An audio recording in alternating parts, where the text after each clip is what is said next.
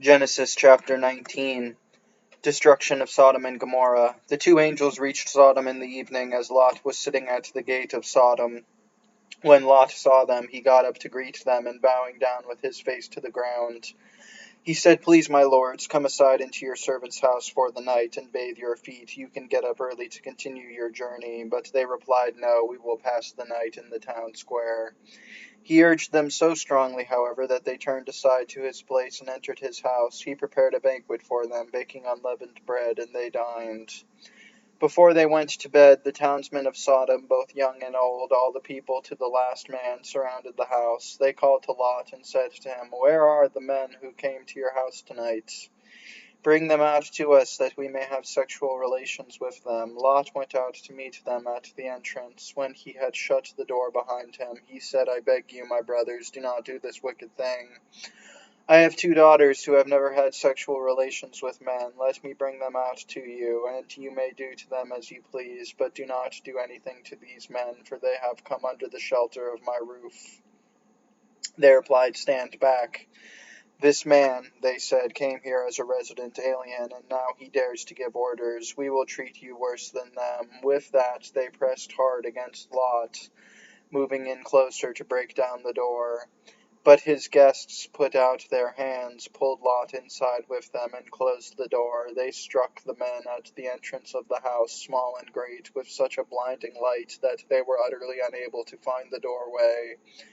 Then the guest said to Lot, "Who else belongs to you here? Sons-in-law, your sons, your daughters, all who belong to you in the city. Take them away from this place. We are about to destroy this place, for the outcry reaches the Lord against those here is so great, so that the Lord has sent us to destroy it." So Lot went out and spoke to his sons-in-law, who had contracted marriage with his daughters. "Come on, leave this place," he told them. "The Lord is about to destroy the city." But his sons-in-law thought he was joking.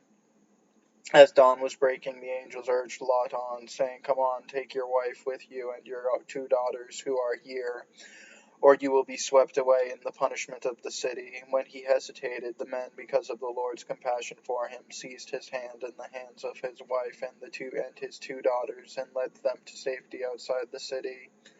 As soon as they had brought them outside, they said, "Flee for your life. Do not look back or stop anywhere on the plain. Flee to the hills at once, or you will be swept away." "Oh no, my lords," Lot replied to them. "You have already shown favor to your servant, doing me the great kindness of saving my life. But I cannot flee to the hills, or the disaster will overtake and kill me. Look, this town ahead is near enough to escape to. It is only a small place. Let me flee there. Is it not a small place to save my life?" "Well then," he replied, "I grant you this favor too. I will not overthrow the town you have mentioned. Hurry, escape there. I cannot do anything until you arrive there."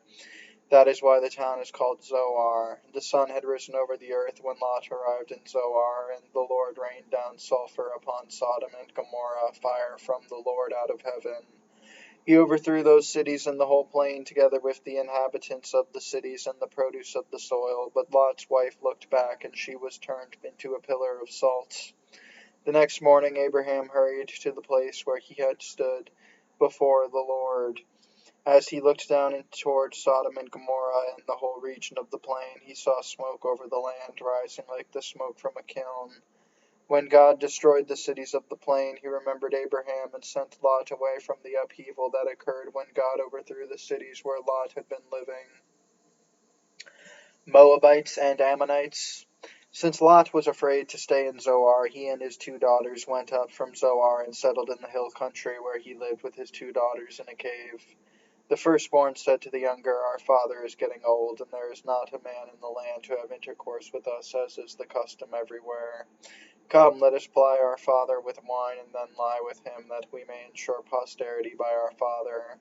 So that night they plied their father with wine, and the firstborn went in and lay with her father, but he was not aware of her lying down or getting up. The next day the firstborn said to the younger, "Last night I lay with my father. Let us ply him with wine again tonight, and then you go in and lie with him, that we may ensure posterity by our father." So that night too they plied their father with wine, and then the younger one went in and lay with him, but he was not aware of her lying down or getting up. Thus the two daughters of Lot became pregnant by their father. The firstborn gave birth to a son whom she named Moab, saying, "From my father, he is the ancestor of the Moabites of today." The younger one too gave birth to a son, and she named him Ammon, saying, "The son of my kin, he is the ancestor of the Ammonites of today." Genesis chapter 20, Abraham at Gerard. From there Abraham journeyed on to the region of the Negeb, where he settled between Kadesh and Shur, while he resided in Gerar as an alien. Abraham said to his wife Sarah, "She is my sister." So Abimelech king of Gerar sent and took Sarah.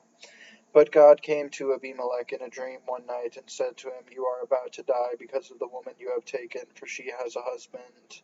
Abimelech, who had not approached her, said, "O Lord, would you kill an innocent man?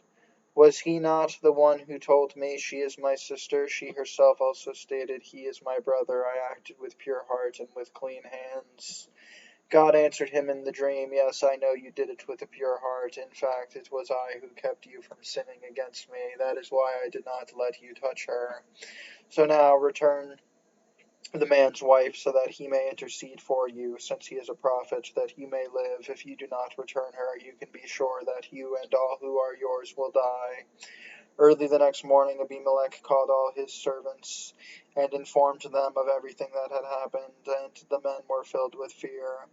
Then Abimelech summoned Abraham and said to him, "What have you done to us? What wrong did I do to you, that you would have brought such great guilt on me and my kingdom? You have treated me in an intolerable way." "What did you have in mind," Abimelech asked him, "that you would do such a thing?" Abraham answered, "I thought there would be no fear of God in this place, and so they would kill me on account of my wife. Besides, she really is my sister, but only my father's daughter, not my mother's, and so she became my wife. When God sent me wandering from my father's house, I asked her, 'Would you do me this favor? In whatever place we come to, say, he is my brother.'" Then Abimelech took flocks and herds and male and female slaves and gave them to Abraham, and he restored his wife Sarah to him. Then Abimelech said, "Here my land is at your disposal. Settle wherever you please." To Sarah he said, "I hereby give your brother 1,000 shekels of silver. This will preserve your honor before all who are with you, and will exonerate you before everyone." Abraham then interceded with God, and God restored health to Abimelech, to his wife, and his maidservants, so that they bore children. For the Lord had closed every womb in Abimelech's household on account of Abraham's wife Sarah. Genesis chapter 21, Birth of Isaac. The Lord took note of Sarah as he had said he would. The Lord did for her as he had promised. Sarah became pregnant and bore Abraham a son in his old age, at the set time that God had stated. Abraham gave the name Isaac to this son, of whom Sarah bore him.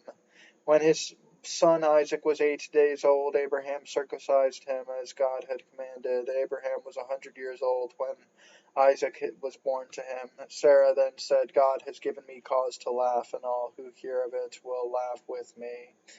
Who would ever have told Abraham, she added, that Sarah would nurse children, yet I have borne him a son in his old age. The child grew and was weaned, and Abraham held a great banquet on the day of the child's weaning. Sarah noticed the son whom Hagar the Egyptian had borne to Abraham playing with her son Isaac. So she demanded of Abraham, "Drive out that slave and her son. No son of that slave is going to share the inheritance with my son Isaac." Abraham was greatly distressed because it concerned a son of his.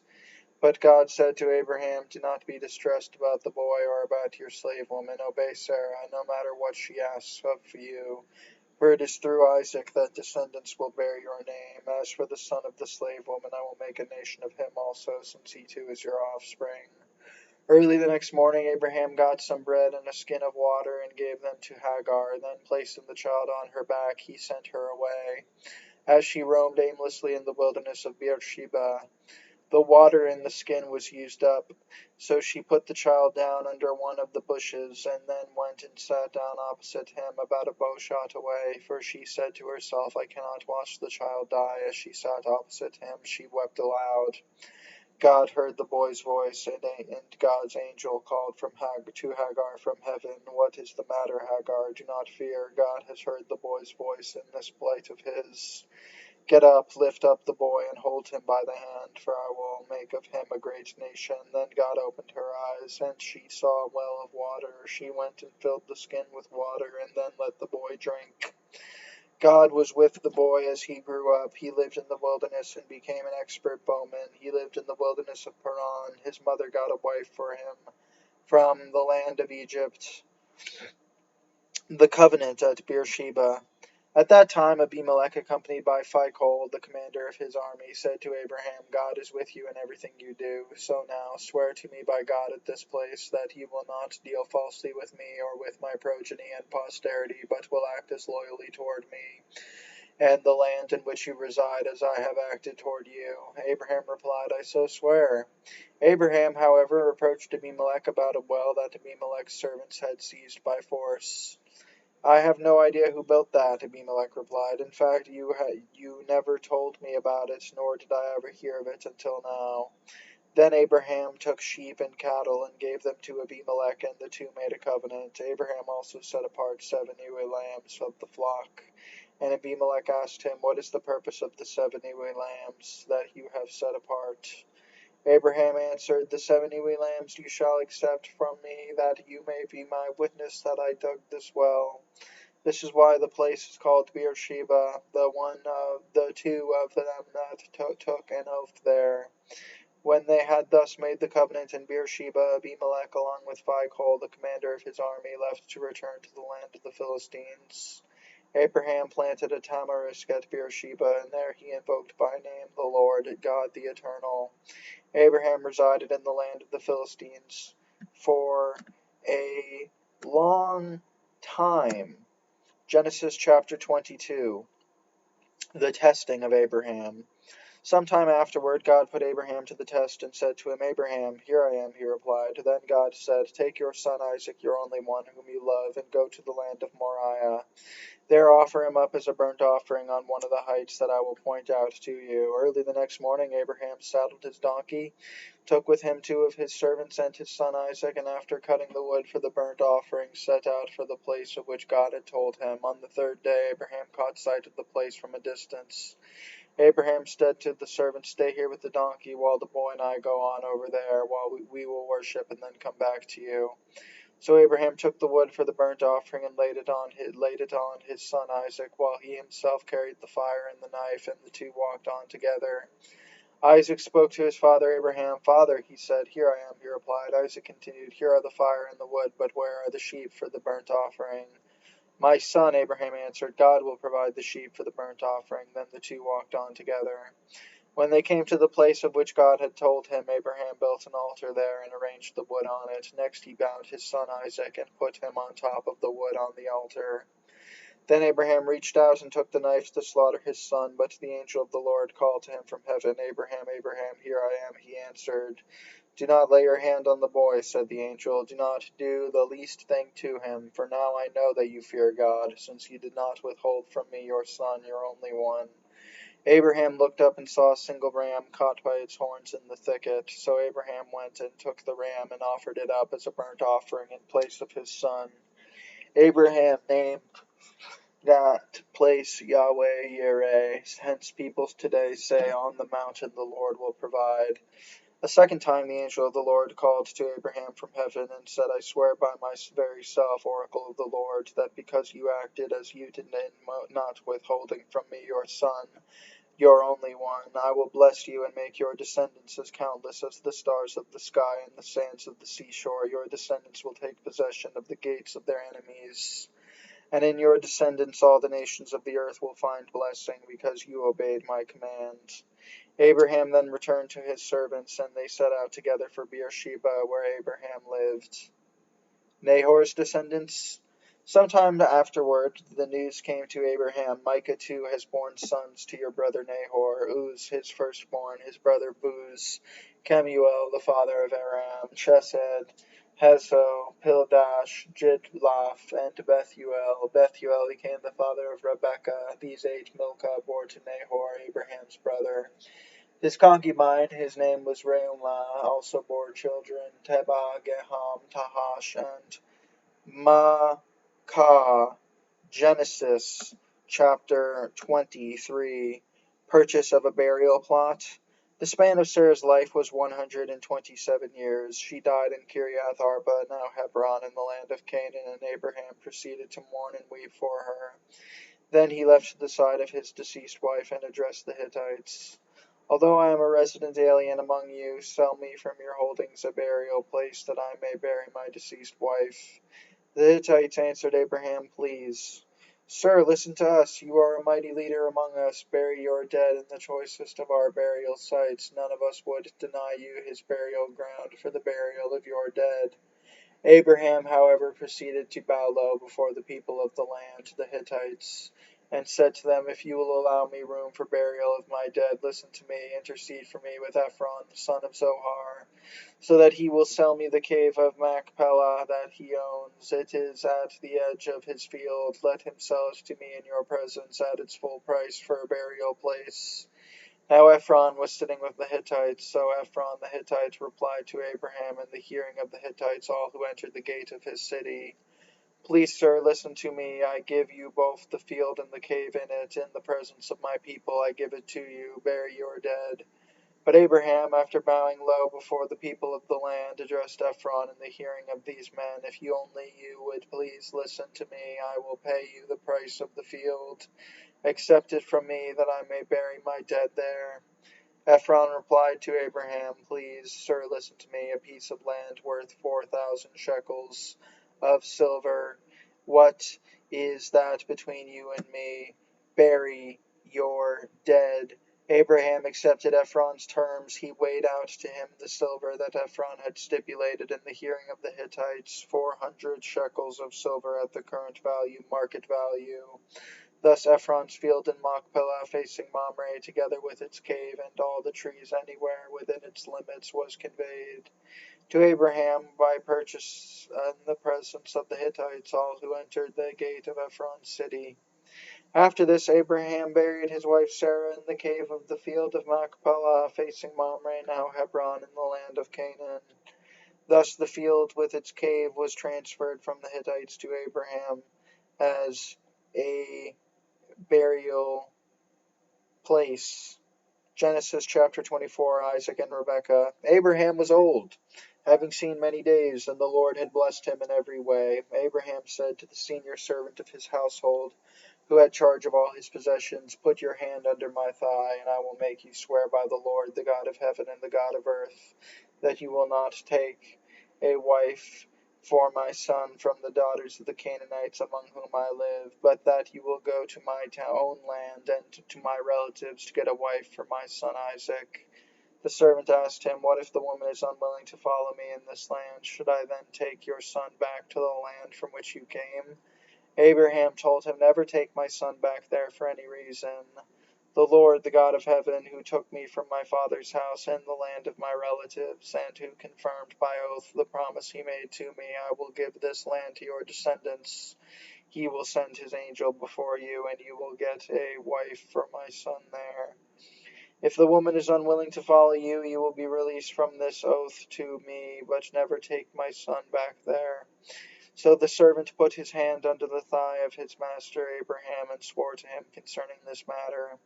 The servant then took 10 of his master's camels, and bearing all kinds of gifts from his master, he made his way to the city of Nahor in Aram Naharaim.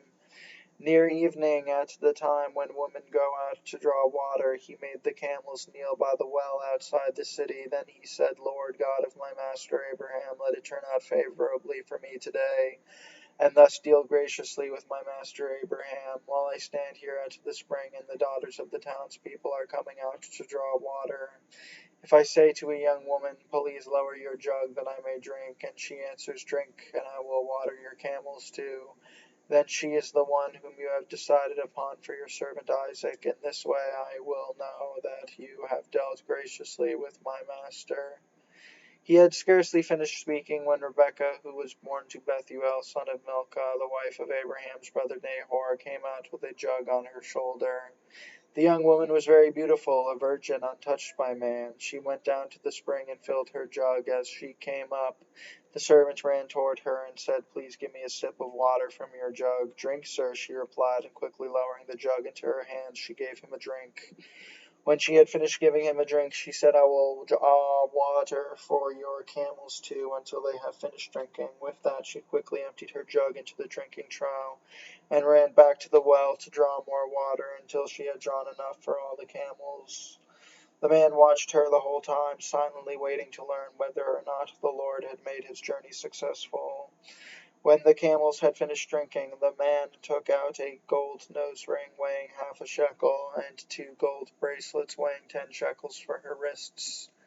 Then he asked her, "Whose daughter are you? Tell me, please, and is there a place in your father's house for us to spend the night?" She answered, "I am the daughter of Bethuel, son of Milcah, whom she bore to Nahor." "We have plenty of straw and fodder," she added, "and also a place to spend the night." The man then knelt and bowed down to the Lord, saying, "Blessed be the Lord, the God of my master Abraham, who has not let his kindness and fidelity toward my master fail. As for me, the Lord has led straight to the house of my master's brother." Then the young woman ran off and told her mother's household what had happened. Now Rebekah had a brother named Laban. Laban rushed outside to the man at the spring when he saw the nose ring and the bracelets of his sister's arms, and when he heard Rebekah repeating what the man had said to her. He went to him while he was standing by the camels at the spring. He said, "Come, blessed of the Lord. Why are you standing outside when I have made the house ready, as well as a place for the camels?" The man then went inside, and while the camels were being unloaded and provided with straw and fodder, water was brought to bathe his feet and the feet of the men who were with him. But when food was set before him, he said, "I will not eat until I have told my story." "Go ahead," they replied. "I am Abraham's servant," he began. "The Lord has blessed my master so abundantly that he has become wealthy. He has given him flocks and herds, silver and gold, male and female slaves, and camels and donkeys. My master's wife Sarah bore a son to my master in her old age, and he has given him everything he owns. My master put me under oath, saying, 'You shall not take a wife for my son from the daughters of the Canaanites in whose land I live. Instead, you must go to my father's house, to my own family, to get a wife for my son.' When I asked my master, 'What if the woman will not follow me?' he replied, 'The Lord, in whose presence I have always walked, will send his angel with you and make your journey successful, and so you will get a wife for my son from my own family and my father's house. Then you will be freed from my curse. If you go to my family and they refuse you, then you too will be free from my curse.' When I came to the spring today, I said, 'Lord God of my master Abraham, please make successful the journey I am on. While I stand here at the spring, if I say to a young woman who comes out to draw water, "Please give me a little water from your jug," and she answers, "Drink, and I will draw water from your camels too," then she is the woman whom the Lord has decided upon for my master's son.' I had scarcely finished saying this to myself when Rebekah came out with a jug on her shoulder.